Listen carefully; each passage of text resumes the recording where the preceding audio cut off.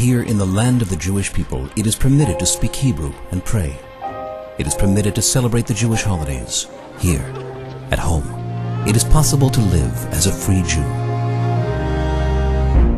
In the communist USSR, it was not permitted to live as a Jew. The Soviet regime attempted to silence thousands of years of Jewish history and culture. Except for the activity of individuals, Soviet Jewry was voiceless. 1967, the Six-Day War. Jerusalem was reunified. The Western Wall was liberated. And in the USSR, a Jewish national revival began.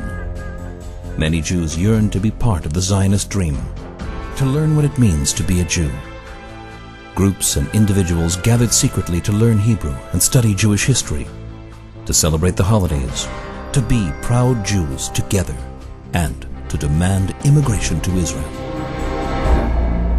On May 15, 1970, a group of refuseniks, Jews who were denied the right to leave the USSR in order to immigrate to Israel, tried to hijack an airplane and escape to the West. The KGB apprehended the group, and they were brought to trial. The brave stand of the accused proved that the awakening of Soviet Jewry had become a widespread national Jewish movement. Thousands of activists and refuseniks paid a costly personal price.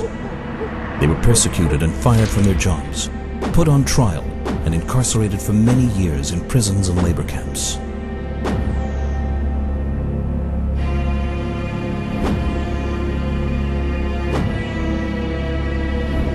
Around the world, Jewish communities rallied to show their solidarity. The struggle for the immigration of Soviet Jewry became the struggle of Jews worldwide.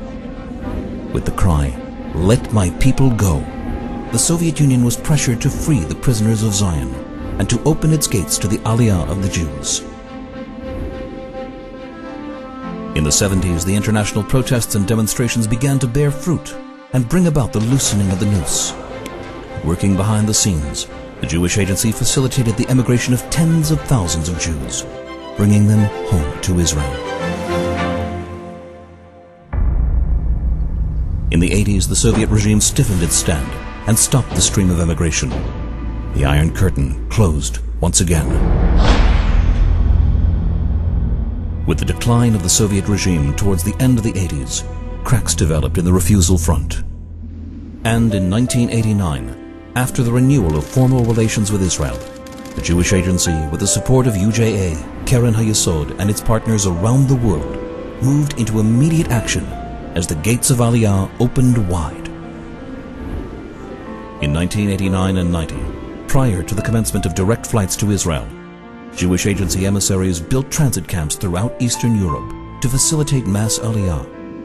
And during the 90s, Jewish Agency offices were established throughout the vast FSU, working around the clock to bring more than 1 million Jews home. As Israel faced the daunting challenge of absorbing 1 million new immigrants, our partnerships, together with the government of Israel, established critical programs, from ulpans to Jewish identity courses to job retraining initiatives, to ensure their successful integration into Israeli society, contributing immensely to the country's prosperity and strength.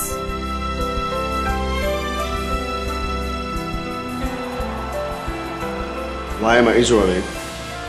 I'm Israeli because I'm proud to be Israeli.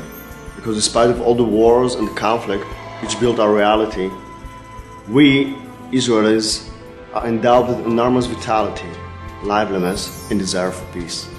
I feel Israeli because I'm a separated part of this nation, this culture, the Jewish history. Despite all the wars and the terrorism, I feel like there is no other place in the universe that I want to give birth to my children more than here.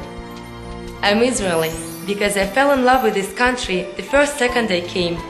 I love Israel and I want to put my impact to bring more Jews to this country and to make them love it as I do. I'm Israeli because I serve in the IDF and I care about this country.